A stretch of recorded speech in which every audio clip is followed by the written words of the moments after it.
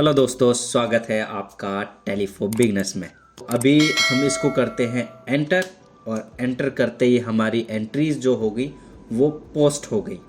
तो अब चेक कैसे करेंगे? तो दोस्तों आज मैं लेकर के आया हूँ एक बहुत ही आसान सा टूल, एक्सेल यूटिलिटी टूल। जी हाँ दोस्तों, ये एक्सेल यूटिलिटी टूल है कि जो हमारी बल्क परचेज होती हैं उसको हम कैसे एंटर करेंगे। तो दोस्तों एंट्रीज़ के बारे में आपको पता है, भी बहुत ज़्यादा बल्क हो जाती हैं, हमारे पास पीडीएफ अवेलेबल होते हैं। उन पीडीएफ्स को हम आसानी से एक्सेल में कन्वर्ट कर सकते हैं।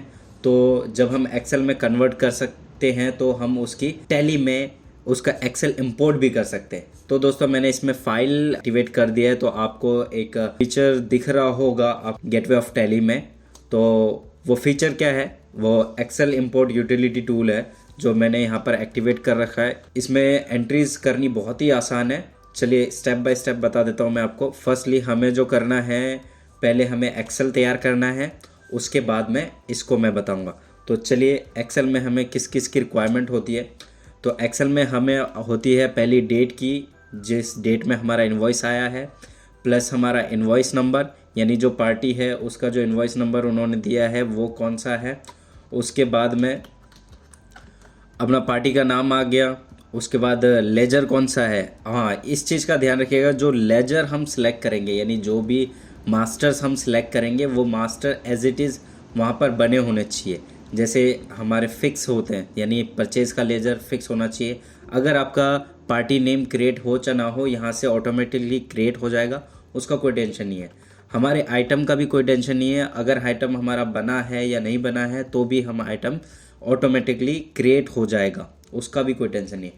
हमें फिक्स है, जैसे ये यूनिट है, ये यूनिट्स को आपको एज इट इज़ सेम ही होना चाहिए जैसे आपका टैली में है। उसके बाद में अपना आ जाता है जीएसटी, एप्लीकेबल है, नॉट एप्लीकेबल है, यस। जैसे हम मास्टर क्रिएशन करते हैं वो वाला पोर्शन है ये।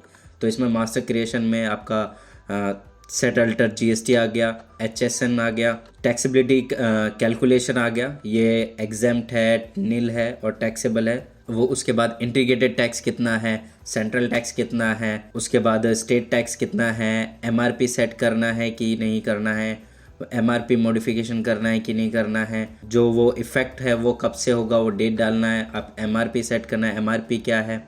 उसके बाद एक्चुअल क्वांटिटी जो है परचेज़ की वो कितनी है। उसके बाद पर यूनिट जो है वो यूनिट क्या है जिस यूनिट में आपने परचेज़ किया है। ये इस यूनिट का ध्यान रखना है कि दोस्तों कि वो यूनिट वही रहना चाहिए जो हमने टैली में क्रिएट कर रखा है। उसके बाद अपना रेट आ गया, किस रेट से हमने परचेज़ किया है। उसके बाद देखिए यहाँ पर मेरी एक गलती है, हमने यहाँ पे पैकेट डाल रखा है जो कि पैकेट नहीं है, पर यूनिट ही है, नंबर्स है। तो यहाँ पे भी ये नंबर्स ही होंगे, तो मैं इसको नंबर्स कन्वर्ट कर देता हूँ। उसके बाद अपना टोटल ये अमाउंट आ गया अपना। उसके बाद में फ्रेट आ गया।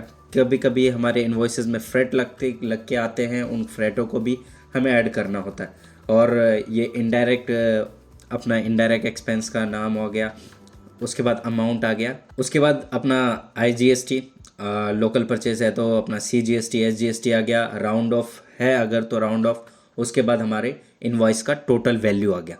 तो ये हमारे 33 कॉलम्स है जिसको हमें फिल करना है, यानी अपने अकॉर्डिंग फिल करना है। और इन अमाउंट्स को और इनके जो इनडायरेक्ट एक्सपेंस के नेम हैं उनको भी correct as it is same होना चाहिए जो हमारे टैली में है। तो ये हमारा एक्सेल तैयार हो गया, इसको कर देना है सेव। उसके बाद टैली में वापस आते हैं।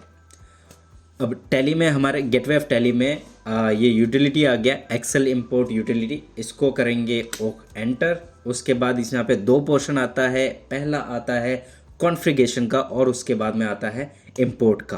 तो पहले हम कॉन्फ़िगरेशन में जाएंगे, एंटर करेंगे कॉन्फ़िगरेशन में। तो यहाँ हमारे लेफ्ट हैंड साइड में पैरामीटर्स जो सिलेक्ट करना है वो दिखा रहा है। पहला राउंड ऑफ का लेजर, तो हमें राउंड ऑफ का लेजर सिलेक्ट करना है। उसके बाद सप्लायर ग्रुप, तो अपना सप्लायर ग्रुप क्रेडिटर्स ही होते हैं ऑब्वियसली, सनडिटर क्रेडिटर्स। ये एडिशनल फील्ड दे रखा है यहाँ पर। क्या डेटर्स भी कोई ऐसा होता है जिससे हम सेल करते हैं और परचेज भी करते हैं, तो वो अगर क्रेडिटर के अंडर है तो वो यहाँ पर शो हो जाए। उसके बाद अपना आ जाता है IGST का लेजर। उसके बाद CGST, उसके बाद SGST और लास्ट में परचेज वाउचर टाइप। यानी हम परचेज़ के वाउचर टाइप भी क्रिएट करके रखते हैं कि purchase, online purchase, offline purchase, local purchase, okay, IG integrated purchase. तो ये चीज़ के लिए यहाँ पर ये ऑप्शन दे रखा है कि आप किस वाउचर टाइप में एंट्री करना चाहते हैं। तो इसको हम करेंगे एंटर। तो ये हमारा कॉन्फ़िगरेशन हो गया। अब आगे चलते हैं। तो आगे हमारा क्या है, इंपोर्ट वाउचर। तो इंपोर्ट वाउचर में जैसे ही एंटर करेंगे तो यहाँ पर आता है लोकेशन एंड फाइल इंफॉर्मेशन। तो जो भी हमने एक्सेल तैयार किया था पीछे में, तो उस एक्सेल का यहाँ पर डायरेक्टरी, यानी डायरेक्टरी मीन्स उसका एड्रेस डालना है, वो किस लोकेशन पे है।